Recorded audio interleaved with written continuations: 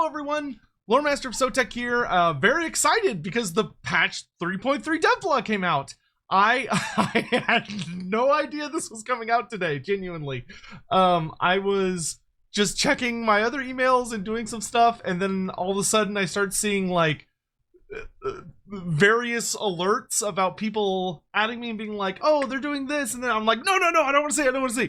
So I am going to be reading this live because I genuinely had no idea this was coming out today. So we're gonna read through it and see what's in here. I'm really excited. Y'all know that I had a really big set of changeless both for the Lizardmen and the Tomb Kings, which are the primary focus of this patch. So let's hope for the best. All right. 6.3. Hey folks, we're expecting to publish the full release notes for patch 6.3 this Friday, followed by the update itself next week. But if you can't wait that long, join us tomorrow on the Rally Point, where we'll be playing, discussing patch 6.3 live on stream. Well, I guess I know what I'm doing tomorrow.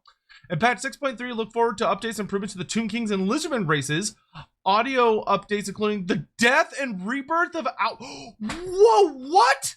Are they did they get a voice actor for Alberic? New unusual locations, new free units, some streamlining on how to claim free LC for Warhammer 3. Thank God. I know a lot of people have been struggling with that. That's a must-needed fix. As well as a little extra blood splatter for everyone that likes to stick things, stick their noses into the thick of it during battle. Okay. I am, holy shit. Alberic getting an update? Not on my, woo, okay, I'm very excited. This week, we have Senior QA Live Technician Liam Newman covering the change improvements coming to Tomb Kings and Lizardmen, Principal Designer Mitch with the sports and weather on unusual locations and more, Sam, John, and Chris for an update in the audio department, and Game Director Todor Nikolov with a quick breakdown of Warhammer 3 FLC and how we've simplified how to get it. With that, over to Liam. Pixel Daddy? Steve, oh my. Howdy, I'm Liam. Howdy, just gives me... I've been watching too much Deltarune Undertale shit lately. I'm Liam Newman, Senior Live QA Technician on Total Warhammer 3. Typically, I can be found in our bug area working on bugs. I've come out of my cave to walk through what we've cooked up for the Tomb Kings and Lizardmen, and patch 6.3 is part of what I call Warhammer 3ifying. As we've mentioned before on our stream, these updates are not full reworks, but they do come directly from the ongoing feedback we've received from you, whether through our community hub, our legacy forums, Reddit, and the general chatter we see online. So thank you for it, and I hope you enjoy the updates in the patch. We've worked to capture ideas and find solutions to your pain points and changes below, as well as the other updates you can discover by jumping into the patch after it releases next week. Typically, you're fine continuing with an existing campaign when we update a patch, but for this patch, we recommend a fresh campaign due to the amount of changes across the board and the trait rebalancing, alongside the Tomb King and Lizardman changes. That's enough of a hello. Let's get into it. Oh, Confederate. Oh, I'm very scared. Okay. I mean, I'm excited, but okay, hopefully it's good. Tomb Kings. Tomb Kings are one of my favorite races in Warhammer Fantasy and Total Warhammer 2, but having played them a while in Warhammer 3, a bit of their sparkle had gone. The aim of these changes is to bring a little bit of freshness back to their world of Warhammer 3. I know it's not going to be in here. I just know it's not going to be in here. But I really wish they would bring back all the cinematics. I know it's not strictly about that, but I really miss all the little fun movies you could get whenever you found a new book. And I also wish they would bring back the final story battle for the Tomb Kings, where you go fight at the Black Pyramid. I think those would be fine to be in the game.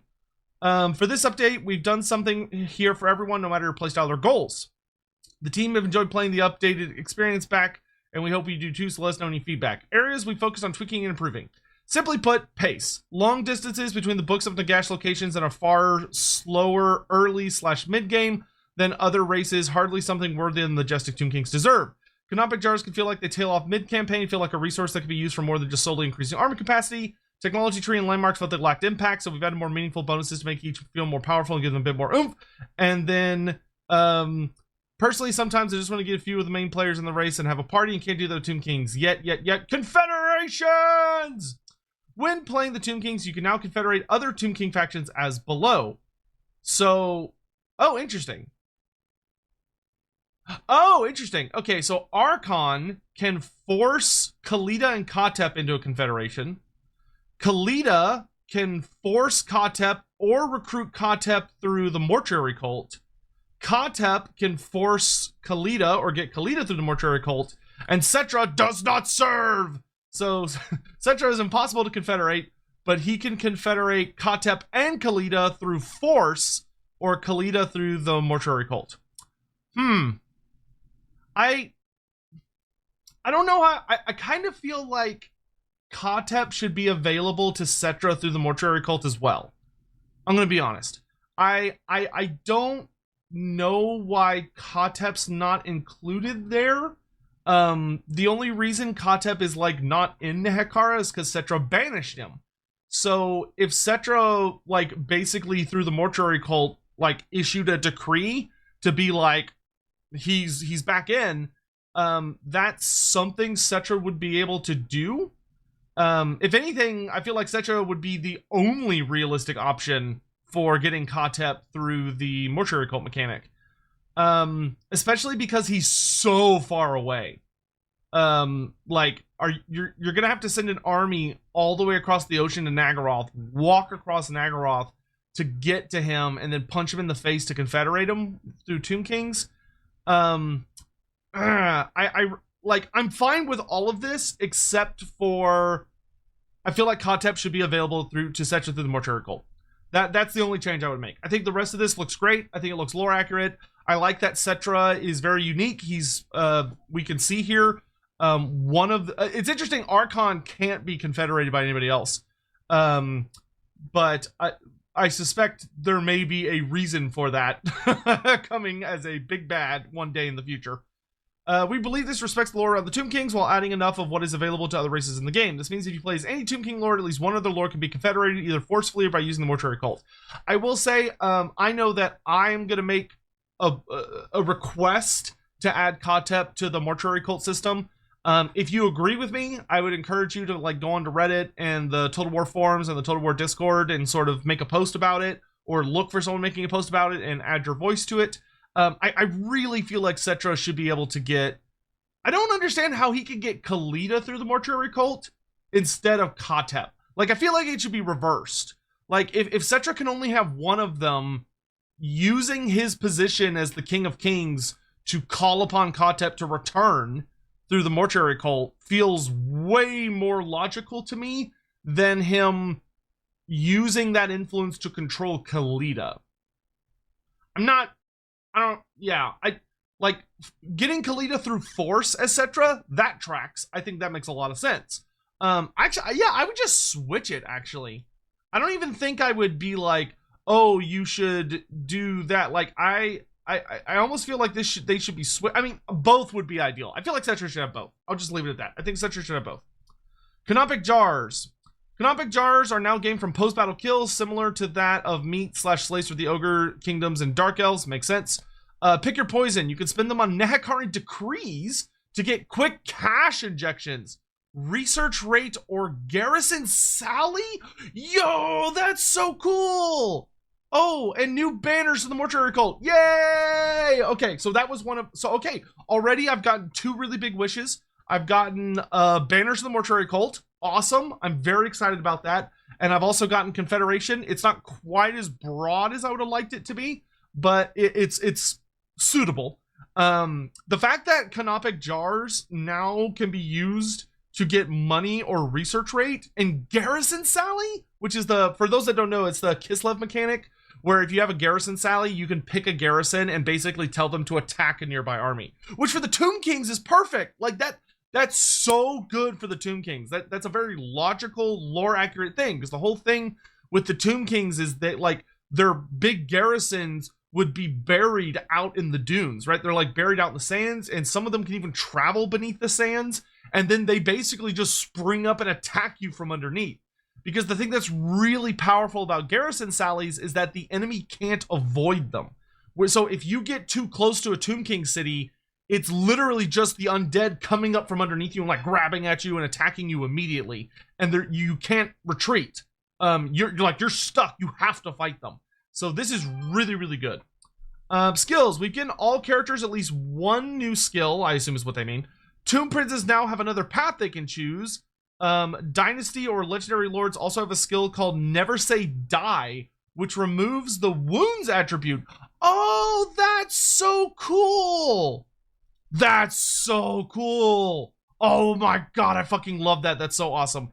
So for those that don't know, the wound attribute is it's the thing where if you get below half health on a single entity, your stats go down. So it's on all like monsters and characters and stuff. Basically, if you get below half health, your stats take a bit of a nerf. Tomb Kings, because they're dead, no longer have that. So I would say when we hopefully get an update to the vampire count someday in the future, and the vampire coast as well, I would not be shocked to see this be an ability that shows up as well. Though I could also see it just being for the Tomb Kings, because Tomb Kings are they are uniquely durable, even compared to other forms of undead. Like they are tanky boys. And it's only for Dynasty and Legendary Lore. So maybe this will be Tomb King specific. This I would not mind that being a Tomb King only rule. Tech tree. Oh, this looks so cool. Woo-hoo! Plenty of changes gone on here, ranging from a decrease to the research penalty, dynasty technologies occur, that's nice, as well as adding some unique effects along some additional changes. Some general rules that Tomb King now has. Tomb King tech. The 6 dynasty techs have lower penalties to your research rate, and now each also has a bonus effect. Very cool. Each dynasty has a small increase for unit capacities, typically +2 for non-large units and +1 for relevant large unit. Very, very good. That's awesome. That makes them much more consistent with feeling like other races in the game. Each hero capacity increase now also increases the rank of those hero types. Excellent. So what we had was like, you get +1 Necrotech, +1 Tomb Prince, +1 Lich Priest in every dynasty, and it would cost you different resources. Now it's just okay, you also get like +1 recruit rank or whatever every time you do that, which is good because they didn't have that. Oh my gosh, I'm so deeply excited. So we see here that for the 5th dynasty, you get +2 control faction wide in addition to your army capacity and research rate debuff. We also have Coiling Alacrity, which now gives Vanguard deployment faction-wide to all Necropolis Knights and Sepulchral Stalkers. Oh, and it gives Wayfarer, which is Wayfarer is like a really good acceleration-deceleration passive. So it's really good for making your units much snappier at following commands, especially when they're like changing direction or they're trying to pull out of combat and do stuff like that. Really, really good. Oh, look at that! Their tech tree looks so much better. Oh, it looks so much better. Okay, so each of them, you still have your big lord, your wisdom, and then they have a new one. And so it used to be the proclamation was always down here. So now you have a brand new one, and then the proclamation was moved down to the bottom, and also now you have a patronage option. I wonder if you could confederate the minor factions of the Tomb Kings somehow, because they didn't mention that. They only said like the characters. I will ask the devs and see if I can get an answer on that. Oh, thank God. The Books of Nagash are now way more localized. Thank goodness. Books of Nagash. This is something we're aware the community has wanted improvements made to for quite some time. Both the locations being annoyingly placed and the effects themselves being somewhat underwhelming needed looking into. We've read a lot of comments which want them all in the Hekara, but that doesn't sound fun or challenge you to progress. I agree. I don't think that would be acceptable. To that end, we've moved some to the desert for factions and added a new location for Khalida specifically. An example of the changes is made below. Oh, okay, that's really cool. That's very, very cool, because for those that don't know, Khalida once teamed up with Archon the Black, and the two of them went up to attack Sylvania. So the two of them went on this big epic journey where they go to Sylvania and they kill the vampire. His name was like Mandragore, I think, or I think it was Mandragore. But they travel up and they fight this really, really nasty vampire. And Khalida kills him, and Archon uses the opportunity to basically swipe the Staff of Nagash, I believe is what he takes from him. Because Mandragore had it. And so Khalida kills the vampire, and Archon grabs his shit and runs away. New effects. Some of the effects were actually not that bad, so we've only made minor increases in effects and also had additional effects applied. For each book, it improves an improvement to Dune Restoration, which can now restore fallen construct units post-battle. And each... Oh, that's so cool! Oh, that's so cool. So they're like other undead now. So, and demons. So where demons build up using corruption, vampires build up using corruption. The Tomb Kings now have a unique thing called Dune Restoration, which only comes from the books of Nagash, if I understand this correctly. But also for each book you get, it makes that's so cool. Pyramid effects. Oh, thank God. Sometimes they were not worth getting and constructing, so we've changed that with some unique effects, such as the Great Pyramid of Setra now gives expendable to all skeleton, warrior, and spearmen. Very cool. The Pyramid of... I'm assuming that's a spelling mistake in here, because that should be Alcadazar, not Alcazazir. So Alcadazar now gives physical resistance when finding vampire counts. Meanwhile, with the City of Bronze, you get snipe through Shopti great bows. Excellent. Cool. Okay, so literally everything I wanted is in. Literally everything I wanted is in. The only thing I can think of, which I'll get confirmation from them, is that I don't see a way to confederate the minor Tomb King factions. And I'm also a little worried about Katep. I don't really see anything for Katep as far as like a new unique location for him, or like anything that allows him to connect with the other Tomb King factions a little faster. So I'll ask them. So yeah, the Katep changes are the only thing I'm a little worried about. I'm hoping to see new pyramids. So like I really want a pyramid for Khalida, and I really want some unique landmark for Katep. So this is, I give this like an 8 out of 10, 8.5 out of 10. This is very, very good. I'm extremely excited for a Tomb King, campaign, but, we'll see. Lizardmen. Oh boy. Okay. Oh, Lizardmen. Oh my God. Look at the tech tree. Okay. Lizardmen. Areas we focused on tweaking and improving. Tech tree, economy, big dinosaurs need some love. Skill trees need sprucing up. I concur. Tech tree. To cut to the chase, we've improved it significantly, adding new effects, removing most building requirements, and improving consistency with what units gain effects from certain areas, as well as some bits of spice dotted around. Oh my God, look at this. So you've got spawning. Oh, the Great Plan and Cold-Blooded. Oh, Agents of the Elders.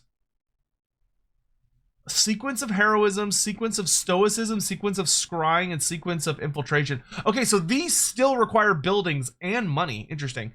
And then there's the creation tree, the war tree, spawning tree, and the order tree. What is that? Elder win something? Can't quite read that. And then the campaign focused. Wait, what? How big is the campaign side? Wow, the Great Plan side is huge. Holy shit, this is a big tech tree. Okay, so you've got these ones, and then you go to the Saurus tree, the Beast tree, Guardian tree. Oh, thank God we're getting like a Cruxgore fucking and Doomguard tree. The Skink tree and the Cavalry tree, which is Pterodons and Riders. Okay, cool. Then we've got the Scale of War. Oh, okay, this is Nakai. Okay, that I was like, what the fuck is this other tree? Okay, so you've got, so yeah, Nakai's Totem Tech tree. Oh, I'm so happy Nakai's getting a unique tree. Okay, so still, so we got the Great Plan, the military, or the Cold-Blooded, which is the military tree, and then you've got the just Nakai's, which is all sorts of crazy and fun. I'm excited. Economy. We saw your feedback on the Lizardmen's economy. Also felt it only really worked when you reached a particular scale, which wasn't that fun, as it could constrain you pretty hard in the early game. To address this, we've tweaked resource building, so they also promote a lower amount of treasury stuff. Cool. There's been a lot on number nudging, increasing/decreasing number small amount. Plenty of values that didn't seem right in Warhammer 3, so building costs, construction times, and outputs have been changed across the board. In addition, we've added another tier to the Dreadsaurian chain. Having a cap of 1 per province felt a bit sad. After all, the Lizardmen are the oldest of all, so have been here for a long time. I doubt they only had one dread saurian for every 100 square miles. I mean, okay, to be fair, I would argue they probably do only have one dread saurian for every 100 miles. But, you know, it's a sandbox game, so we're not going to worry about that. Wall breaker. Yes, we know. It's a bit late given that dinosaurs are some of the oldest beings. All beasts. Also, all the big monsters now have wall breaker. That's super fun. Okay. So, Carnosaurs, Stegodons, and Dreadsaurians, I would guess. I assume not the Ancient Salamander. Honestly, I feel like it probably could have been just the Dreadsaurian. I don't know if every single dinosaur needs this. I think this could have been just Dreadsaurian, but we'll see how it feels in game. Skills. Almost every unique skill for Lizardmen has been closely looked at, with some getting a new replacement / new effect. Some key takeaways. Heroes now have minor blessings available to them. Smaller versions of the Lord blessings. Yes, that's what I wanted. Lord Mazdamundi. Oh no. I got name dropped again. Oh no. See, this is, listen. Listen. If you ever want proof that I am a very annoying person, right? Like, if you ever want to see physical, tangible evidence that I'm incredibly annoying and will not let things go, just go to any blog that has Lizardmen updates and you will find things from me snuck in there where they're like, Loremaster or Sotek, please shut the fuck up. Here's the thing you keep bothering us about. So hooray, Lord Mazdamundi is fixed. Good, because I hated his starting skills. I'm not gonna get into it, but harmonic convergence and like the fact that all 4 of his starting spells were only buffs and debuffs. Oh, terrible. So Soul Quench is a great spell. It's a really, really good spell. So I'm really, really excited about that. All heroes gained additional skills and their capacities and rank now brought in line with other races. Awesome. Great. If there's one thing I will always badger CA about, more skills. More skills. You can never have too many skills, except for Manfred von Karstein. He needs less skills. And Daniel, the Demon Prince, he also needs less skills. But outside of those very 2 specific examples, every character in the game needs more skills. It just adds variety. Like, I shouldn't end up running out of skill points, first of all. And second of all, there should be decisions that I have to make, right? So this is good. Oh my god, are they finally fixing the fucking colors? Oh, thank you, God. They're actually making the colors better. Oh, that's so good. Yeah, I'm glad that the Cult of Sotek is no longer green. I hated the green coloring. I hated it. God, I didn't like it. Let's see. Faction tinting. Most units in the game are affected by faction colors. Lizardmen are no exception, but a lot of the non-feral dinosaurs didn't have a tint. This changed with 6.3. We've increased the amount of tinting on Saurus warriors, so they should give off a different feel with whatever faction you fight as or against. This is something we've seen so much feedback about over the past few years. We hope you like the end result. They look great. Oh, look, the paint is like so much more vibrant. Yeah, that looks way better. That looks so, they're actual Lizardman colors now instead of this weird green shit. Which I know you could argue it's a callback to like 5th edition Lizardman, but I don't like 5th edition Lizardmen, so I don't care. So yeah, these look great. These look so much better. Oh god, I'm really excited. Blessed units. Holy moly. Oh, they added all the DLC units. Great. They didn't go as far as I hoped, but I actually got to have a very brief conversation with a dev about like my blessed spawning idea, which to TLDR it basically broke down to like, with the amount of resources we have for 6.3, that's not really a viable choice, but it's a really cool idea. And maybe when, you know, someday in the future they do the big Geomantic Web update, maybe the blessed spawning units can be made a lot more exciting. And have some form of customization interwoven with the Geomantic Web system, which would be really cool. So we now have Blessed Chameleon Stalkers, Blessed Skin Cohort Javelins, Blessed Ripperdactyl Riders, Blessed Sacred Croc Scores, Blessed Pterodon Riders, which we already had. Do they mean like... Oh, they mean like ones with whatever the other variant is. Because It's the Javelin variant, because in the current live game, you can get, I think, Sacred Fire Leech bolas, but not Javelins. Blessed Razordon Hunting Pack, Blessed Salamander Hunting Pack, Blessed Ancient Salamander, and Blessed Ancient Stegodon. Fantastic. With additional Blessed units, we also took the opportunity to look at the spawning system. The button is now always available, but recruiting the Blessed units will require the use of a spawning sequence, which can be earned via missions, commandments, and performing rites. Rituals like sacrifices to Sotek and Dakai's temple rituals add 1 to your pool in addition to giving a resource, so you don't necessarily need to recruit the unit that you have access. Oh, okay, cool. So you get to choose which units you get instead of just getting random ones. That's very nice. That's very, very nice. I hope they also looked at their effects and maybe improved them a bit, because like the Blessed Temple Guards suck. They're terrible. Well, okay. All the Blessed units are slightly better than the normal ones because they have a higher health pool, which is nice, but it's not like crazy. But like Blessed Temple Guard have doubled the charge bonus. Okay. On a unit that has like expert charge defense and charge reflection.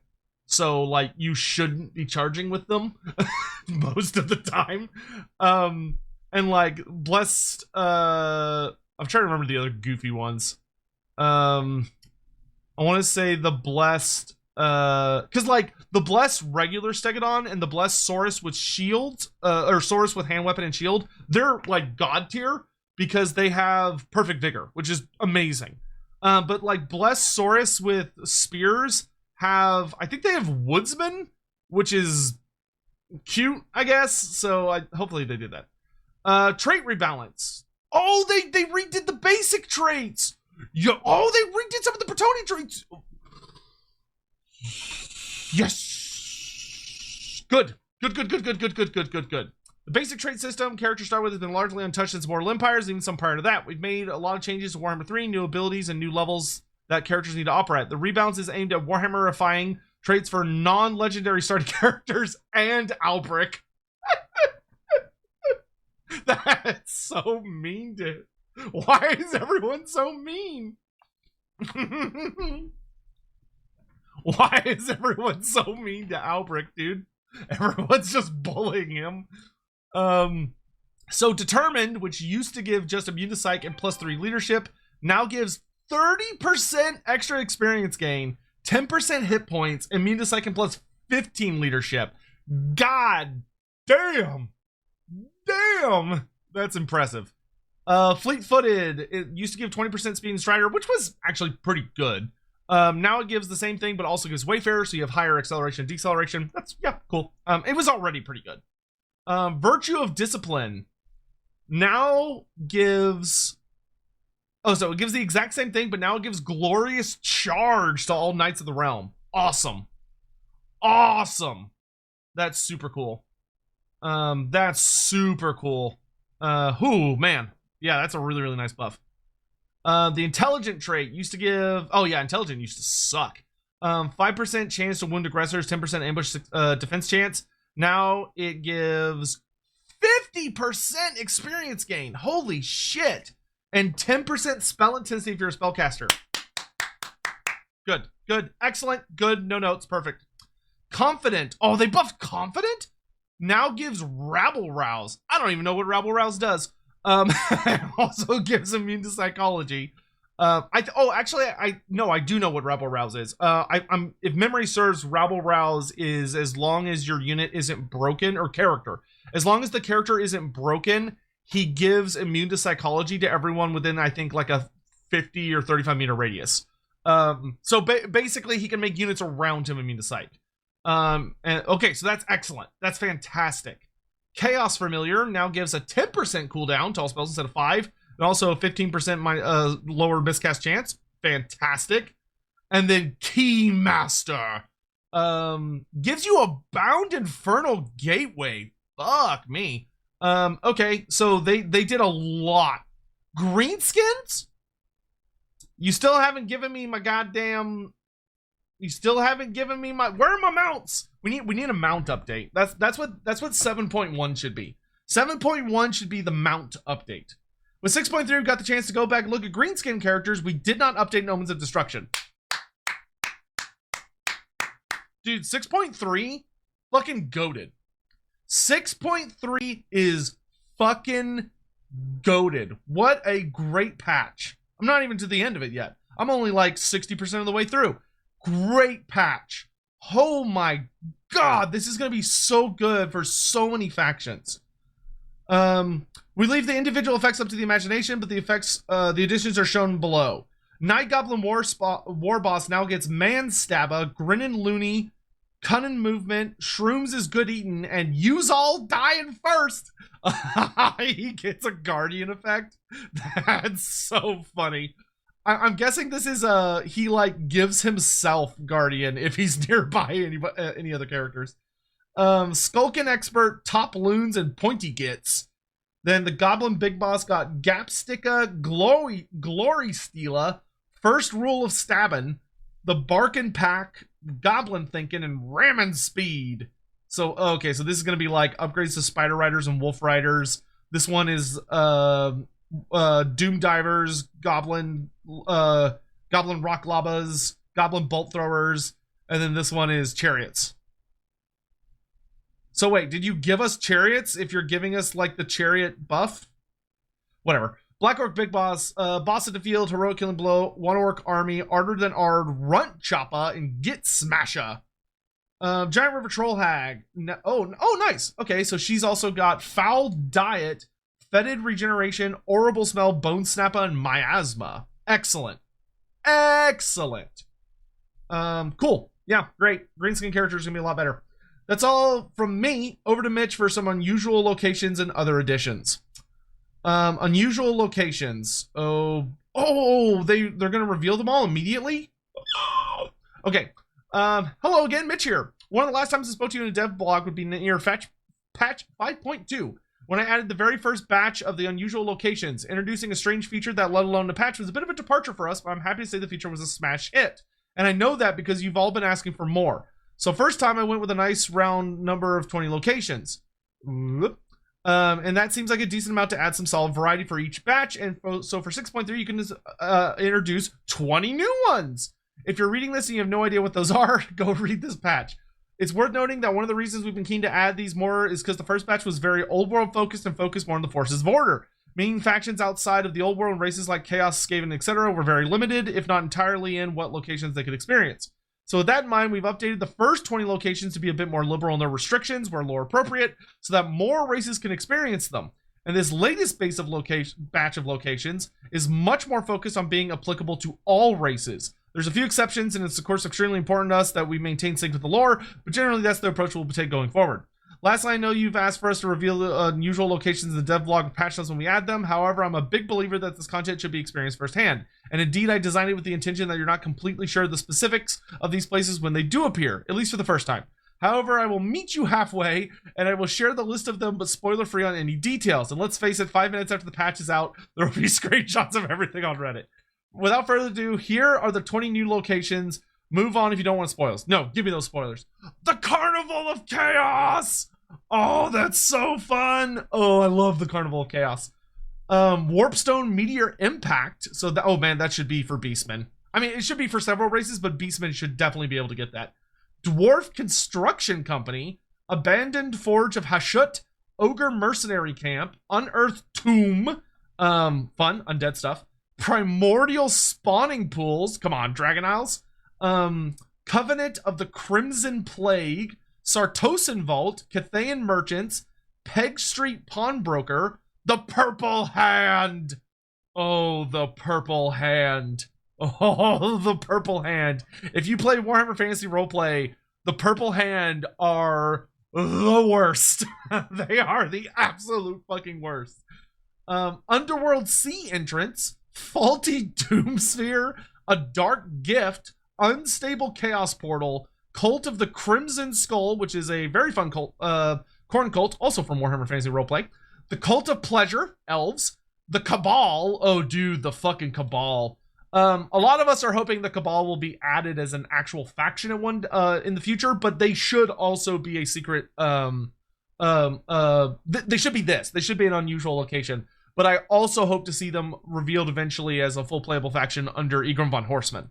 because he's their big boss, but he's also the big boss of the Purple Hand. So, and then Elven Enclave, very, very cool. Camera blood blood splatter on the camera. That's so silly. A bit of an unexpected addition, perhaps, but we've decided to bring over to Total War Warhammer 3 the camera blood splatter feature from Total War Pharaoh. Now, first thing is to mention that if this isn't your jam, then fear not. It is, of course, comes the ability to turn it off or on the graphic setting. But if you do want a bit more blood and mayhem, then we got you covered in blood. But do note this feature will start disabled, so you'll need to head over to graphics to turn it on. If you're not familiar with Pharaoh, then you can generally expect to see with the new feature turned on, there are blood splatters hitting your screen when you're sufficiently zoomed in enough. They fade after a few seconds, and so not as to block your view, they never cover the center of your screen, just the periphery. Cool. Audio. Oh my god. Yes! Oh my god, they gave him the voice he's supposed to have. Oh. Alberic. Oh, Alberic. Alberic, I'm so happy for you. Hi there from the CA audio team. We've been keeping an ear out for your feedback and been hard at work with our partners over at Games Workshop to spruce up, expand, and record a new voiceover work for Wulfric, Throg, and Alberic de Bordelou that better aligns those characters with their lore and gives them some extra flavor they were in need of. In the Norskin corner, Wulfric's VO has been expanded to match VO sets for Warhammer 3 Legendary Lords. It's still the tough and rugged performance as before with Edwin Dogliani, but with more lines and more Norskin charm. Throg now has a shiny new voice, which is more in line with the lore and feedback from forums. This goes with a whole new script to match Warhammer 3 Legendary Lords, original quest battles, re-recorded with a new script, and a new performance style. Fuck yes! Also, I will say thank you for not making us wait until 7.0. I'm glad you're like, we have it, it's ready, let's just get it in the game. Oh my god, 6.3 is gonna be so fucking exciting! Heading south, Alberic Le Générique is no more! We have fully voiced Alberic de Bordelou as a legendary lord and given him his own full set of bespoke voice lines. To replace the gap made by using the actor for Alberic, welcoming back Christoph Hespel, the actor from the original Total War Warhammer Bretonnia cinematic trailer, which is what it should be! The cinematic trailer starts with Alberic and it focuses on Alberic. Like, Alberic is the main character of the Bretonnian trailer. So it should be his voice. It should be his voice. Oh, I'm so excited. We've also recorded a brand new Bretonnian lord to ensure there's no content lost and only chivalry gained. That's also incredibly fantastic because it means the generic Bretonnian lords may have new dialogue. We hope you enjoy what we managed to squeeze into patch 6.2 and look forward to regarding your feedback. And then CA account Total War access linking requirement for free LC. We're also changing and streamlining how you access free LC in Warhammer 3. Up until this point, some of them required you to either have signed up for a CA account Total War access. With the release of 6.3, we're removing that requirement, so players who have neither of those accounts can now have access to Echoed Hellbrass, Epidemius, Harold Hammersword, Karanak, and Ulrika. As a clarification, oh, that's a little unfortunate. As a clarification, free content from older Warhammer titles still require you to at least own a piece of paid content related to the free content in any game of the trilogy. For example, you'll need to own Rise of the Tomb Kings to get the Bone Giant FLC, or at least have Warhammer, Total War Warhammer 2, The Queen and the Crone, or The Shadow and the Blade in order to get Ricard. Okay, so you have to own a relevant piece of paid content before you get the free content. That makes sense. Thanks for reading, and from all of us here, okay, awesome, fucking awesome. I am beyond excited. Literally, the only thing I saw that makes me a little meh, is this should be Kotep. Kalita and Kotep. Cetra should just be the best at confederating because it's fucking Cetra. So add Kotep. I would say they should add Kotep to the Mortuary Cult at some point in the future. They should also, I'm gonna go ask them if you're able to confederate minor lords either by beating them up or by Mortuary Culting them, because I think that would be fine. And I really hope, and I'll see if I can get any form of confirmation, that we've got maybe some new landmarks coming to the Tomb Kings alongside the improvements to the old ones. But I am elated. This patch is so big. This is a huge patch. Wait, weren't they going to talk about free LC units? Are there no free LC units? I guess not. Interesting. Or if there is, they just haven't revealed them yet. I thought they said that at the start.